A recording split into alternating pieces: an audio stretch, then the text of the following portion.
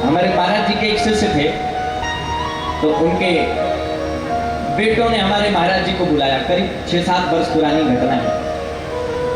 उन्होंने कहा, गुरुजी पिताजी बीमार रहते हैं, आपका दर्शन करना चाहते, एक बार आप आ जाओ। हमारे महाराज जी सरल पहुंच गए। जब पहुंचे तो सच में बीमार थे। महाराज जी ने पूछा, कहो तबीयत कैसी है? बोले, महाराज अब पूछो नहीं। तो महाराज जी ने कहा, कुछ गीता रामायण भागवत सुनोगे? मरने से पहले कुछ तो अब तो जा ही रहे हो। बोले, हाँ महाराज ये कुछ अच्छा नहीं है, अब बस एक ही बीमारी है। तो महाराज जी बोली, कौन सी बीमारी? बोले, लड़कों को जाने दो फिर बताएं। तो महाराज जी ने इशारा किया कि तुम जब बाहर जाओ 2 मिनट बात करेंगे। महाराज जी ने पूछा, क्या बीमारी है? बोले, सच बताएं महाराज, हाँ हमें 1% बीमारी नहीं है। महाराज जी बोले, फिर ये क्यों ड्रामा किए हो? काहे को लड़कों का पैसा बर्बाद किए हो? बोले, महाराज हम वैसे कभी बीमार नहीं होते और बीमार हो जाते हैं। कब? बोले, आप छत पे चलो हमारे साथ। चल नहीं पाते थे, महाराज जी को लेकर छत पे गए। बोले, दिखाएं? हाँ बीमारी का कारण। बोले, दिखाओ। बोले, ये जो आप देख रहे हो ये 4 मंजिल की बिल्डिंग जो बन रही है, हाँ अभी नई गुप्ता जी एक आए हैं, उनकी बन रही है। हम वैसे बीमार नहीं होते, जिस दिन इनके घर में मोहर्रम का ठेला उतरता है महाराज, बोलो राधे राधे, देखा नहीं जाता। हे भगवान, दूसरे की जलन के कारण बीमार हो रहे हो, दूसरे का बुरा चाहते हो, क्यों? क्या इसीलिए आए हो? दुर्योधन भी वही कर रहा, मरने जा रहा, कह रहा सुनो, हाँ कैसे भी करके एक आध तो हम ताप ही हैं।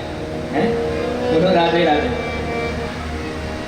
अच्छा, और किसी में हो ना हो, पर आजकल जो समाज है सबके लिए सब कुछ करेगा, पर चाचा ताऊ के लड़कों में आपस में जाने कितनी बुराई। हाँ हाँ जी कि ना जी? अगर दोनों चाचा ताऊ के लड़के चुनाव लड़े तो भले ही उसका 1 करोड़ रुपया खर्च हो जाए, पर जाके वहां कहेगा हम भले ही ना जीत पाए लेकिन हमारे चाचा के लड़का को टिकट न मिले, बस इतनी बात है। बोलो राधे राधे। इसी में आदमी पागल है, इसी में क्यों? अरे वो अपना कर रहा है, तुम अपना कर रहे हो। दूसरे की बुराई करने के चक्कर में आप अपना अच्छा ही नहीं कर पा रहे। हमारे महाराज जी एक बात कहते थे, जितना समय आप दूसरों का बुरा करने में बिताते हो उतना समय अपने को अच्छा करने में बिताओ, तो तुमसे अच्छा इस दुनिया में कोई नहीं होगा। तुम दूसरे का बुरा करने में समय लगाए पड़े हो, ये इसका बुरा हो जाए, ये हो जाए, कहीं नहीं होता, कुछ भी नहीं होता। मैं भी आपसे एक प्रार्थना करके जाऊंगा यहाँ से। आप आपस में भाई भाई कितना भी लड़ना अंदर अंदर, लेकिन अपने बच्चों में वह फूट कभी डालकर मत जाना जो आगे आने वाली भविष्य तुम्हारा खराब हो जाए। और हम तो कहते क्यों लड़े आप, क्या जरूरी है? हमसे बहुत लोग कहते महाराज आप नहीं जानते हमारे भाई ने हमारी बेईमानी कर ली। एक बड़ी अच्छी बात बताएं, अगर आपके छोटे भाई ने आपकी जमीन की बेईमानी कर दी है तो उससे लड़ना नहीं। छोटा भाई बेटे के समान होता है। ये सोचना कि अगर आज इस जगह हमारा बेटा होता, धोखे से अंगूठा लगवा के सब कुछ नाम करवा लेता तो क्या गोली मार देते? और अगर बड़ा भाई बेईमानी कर ले तो बड़ा भाई पिता के समान होता है। सोच लेना कि अगर पिताजी ही ना देते तो हम क्या करते? हम आपस में आज हमें कभी कभी कष्ट होता है कि हम उस देश में रहते हैं जहां राम लक्ष्मण भरत शत्रुघ्न जैसे 4 भाई, जिन्होंने अयोध्या जैसे राज्य को भाई के प्रेम के लिए फुटबॉल बना दिया। राम जी कहते मुझे नहीं चाहिए, लक्ष्मण कहते मुझे नहीं चाहिए। आज हम आए दिन अखबारों में पढ़ते हैं एक भाई ने दूसरे भाई को 2 फुट जमीन के लिए सोते हुए लाठी मार दी। क्या करते हैं? क्या करने आए हैं?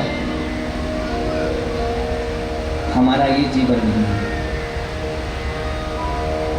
तो मैं आपको सत्य कहता हूं, संसार में सब मिल जाएगा आपको, पर एक भाई ही ऐसा रिश्ता है जो आपको बार बार नहीं मिलेगा। मिल जाते हैं विश्व में मित्र कलत्र हजार, पर भाई मिलता है नहीं जग में बारंबार।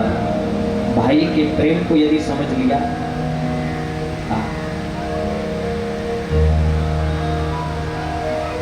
और अगर नहीं समझ पाए तो व्यर्थ है। फिर मैं आपको एक बड़ी अच्छी बात मुझे याद आई, आपसे पूछता हूं।